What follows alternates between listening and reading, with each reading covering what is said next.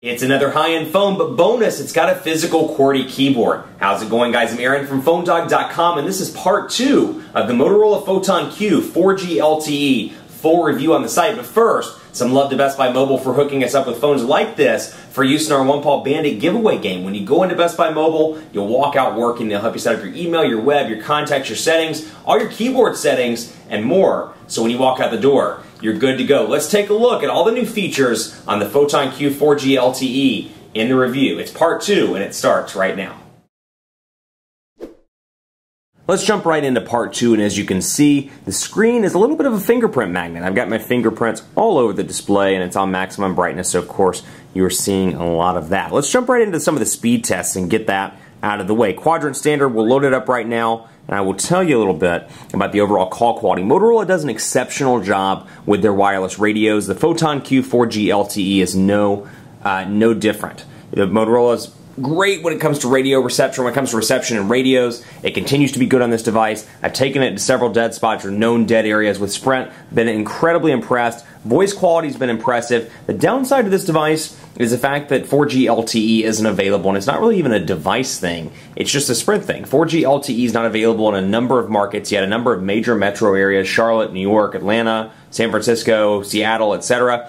And unfortunately, as a result, actually it is available in Atlanta, I take that back, but it's not available in several major metros, DC, etc. And as a result, Sprint's 3G in networks that haven't yet implemented network vision is absolutely horrendous. It's absolutely terrible. If you're a Sprint customer and you're in one of those markets, you know that. If you're considering switching, take advantage of the trial period because it really is frustrating. Yes, LTE is going to be great. Speed tests on Sprint so far look really, really good.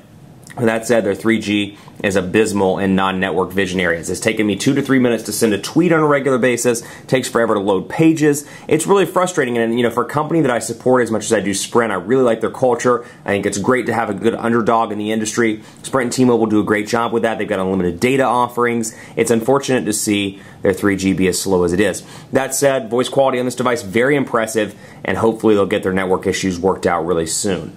Quadrant standard 4,737, so take it with a grain of salt, but overall, really impressive performance. Not indicative always of day-to-day performance, but I've had little to no lag on this device. Been very impressed with it overall. And we'll take a look at speed test as well so you can see some of the network performance stuff and some of the issues I'm talking about here. Now, it's 4:30 in rush hour traffic in Charlotte, so bear with it. That can play a role in traffic, and of course these, again, aren't always indicative of day-to-day network performance because you may get an area where a cell site's been improved. This one actually looks to be pretty decent. These are some of the fastest speeds I've seen on Sprint in the Charlotte metro area. 0.7 megabits per second, pretty impressive. I average in my house, when I was testing it last night and the night before, about 0.006 megabits per second. So keep that in mind, 0.006 to 0.01 megabits per second. And pretty unimpressive by any stretch of the imagination. That's actually not that bad, 0.81 megabits per second.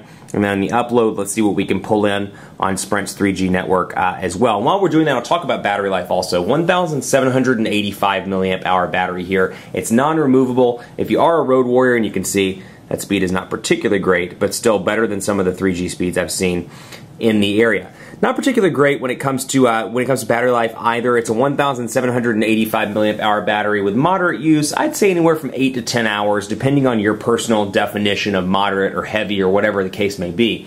That said, carry around a car charger, carry around a spare charger. If you're a road warrior, you're going to want to keep one installed in your car and ready to go at all times because battery life isn't that great, and unfortunately, it's non-removable. I think we've gotten spoiled, or at least I know I've gotten spoiled by some of the bigger batteries. The 2,500 milliamp hour battery in the Galaxy Note, the 3,300 milliamp hour battery in the Droid Razr Max, a 2,100 milliamp hour battery in the Galaxy S3, for example, and you go down to something like this, and the battery life difference really is noticeable. So, again, not bad by any stretch of the imagination. I've definitely seen worse, but I keep in mind, if you want to make it through the day with moderate use, you may need to charge it once, depending on your definition of moderate use. But overall, really impressive device in terms of speed, in terms of performance, and it's yet another Motorola device that comes with a program called Smart Actions. Now, Smart Actions, pre-installed by Motorola, and it's intended, according to this, to simplify your life by automating actions you do every day. How do you like my announcer voice? Is it exactly what you imagined an announcer voice to be? Maybe you didn't, I don't know. Drive Smart is one of my favorites because when you have Drive Smart enabled, you can send your text messages automatically away. It won't pop up. it'll say something like, hello, I'm driving, I'll catch you when I get to my destination, or I'm in a meeting, or you can do whatever. But Drive Smart's one of my favorites because we start the rule here, and we can say triggers, we can create actions when, you know, I can auto reply, driving, I'll get back to you soon. I can launch the application vehicle mode, turn the ringer volume on high, so I can take those phone calls but don't have to look down at the phone for text messaging. I can discard those like I'm going to do. And of course I've got a bunch of different options here with Drive Smart. Just some things to make life a little bit easier for you. And I do like the smart actions quite a bit. Charging reminder is great. Meeting rule, silences the phone when you're in a meeting. So you can come in here and see calendar events. When those calendar events are triggered, I can set the ringer volume to silent. I can say I'm in a meeting if somebody text messages me. Just a lot of different cool little things that you can do. And they've really done an impressive job. They've outdone themselves with the smart actions. Been pretty impressed with those. And of course the Google Play stuff integrated in here as well. Then you've got Chrome, which I wanted to take a closer look at since we haven't really looked at this on any Android devices just yet. We'll accept and continue since it's pre-installed. Here on Baker, we're going to sign in. Of course we are. And we'll log into Chrome right now and load up another page so you can take a look at it as well. And again, portrait to landscape transitions, nice and fast. And I'm really impressed with the keyboard on this device. So we'll switch between open tabs right here, and you can see all the different tabs. A fantastic desktop, or fantastic browser experience rather, that's very similar, I should say, to a desktop. I like the transition effects. Again, it has a nice feel to it. And something that I thought that Android has always historically lagged in is that, you know, the fluidity when it comes to making it look nice or making it look aesthetically pleasing. And when I see programs like this, I'm like, you know what? They finally get it. They're finally coming up there. Regardless of what you think about iOS, they do a great job in fluidity and just making things easy and making them look super clean. And with these more recent builds like Ice Cream Sandwich and Jelly Bean, they're moving in closer and closer to a similar result on Android. But you got your tabs here. I can fold those open and closed. And then come in here, we'll go up to phonedog.com again. Not PhoneDog. We'll load up PhoneDog. Let's see what it says in Google. We'll load up PhoneDog like this. Then we'll take a look at it again in portrait and in landscape mode. I don't want to spend too much time in this because I want to cover the camera in part 2 as well. But you can see here again, typical web page with pinch to zoom performance being relatively decent. Let's take a look at the camera on that note. 8 megapixel camera, 1080p HD video recording. Overall, I've been pretty impressed with the camera. It's definitely a decent performance, nothing amazing by any means. You look at some of the industry heavyweights on the market right now, the 1X series and all of the 1 series with the exception of the V, and then you look at the Galaxy S3, both very impressive in the image quality department. And these devices have a tall order if they want to stand up to that. So you can see I'll bring in the Galaxy Nexus here, for example, which I happen to have beside me. Press and hold on screen to focus. Let go to take the picture, and then I have the physical camera button up here. You know how much I love my physical camera buttons. That said, you don't get the ability to half press to focus. Once you click the button, it's an automatic picture that's taken. But you can see relatively decent picture here. Little to no distortion, but of course, again, you see the stock Google look and feel here with the way that it looks with the menu structures and more. So again, Motorola's done a great job of kind of keeping the basic things that they need to define their platform and really make it easy. And then you have a very stock experience outside of that. Another thing I want to highlight is widgets as well, and I want to show you the widgets that come out of the gate. So you get some stock Motorola ones, like you'll see this Motorola bookmark specific one, you'll see the circles one, the calendar, for example, is a Motorola one. We can bring it in here, and I can make it a couple of different sizes if I want to, which I already have it on one of my home screens. So I can remove this one, for example, and then I can add something else. And we'll go in here and do, well, let's do bookmarks. See if we can add bookmarks. Bam, and then I can change that around as I see fit, make it a little bit longer, so I can really customize these screens to how I want them to look and really make this device my own, which is something I really like on the Photon Q 4G LTE. Drive Smart shortcuts and more. Excuse me, I've got this tickle in my throat. It's been lasting all week. It's driving me nuts.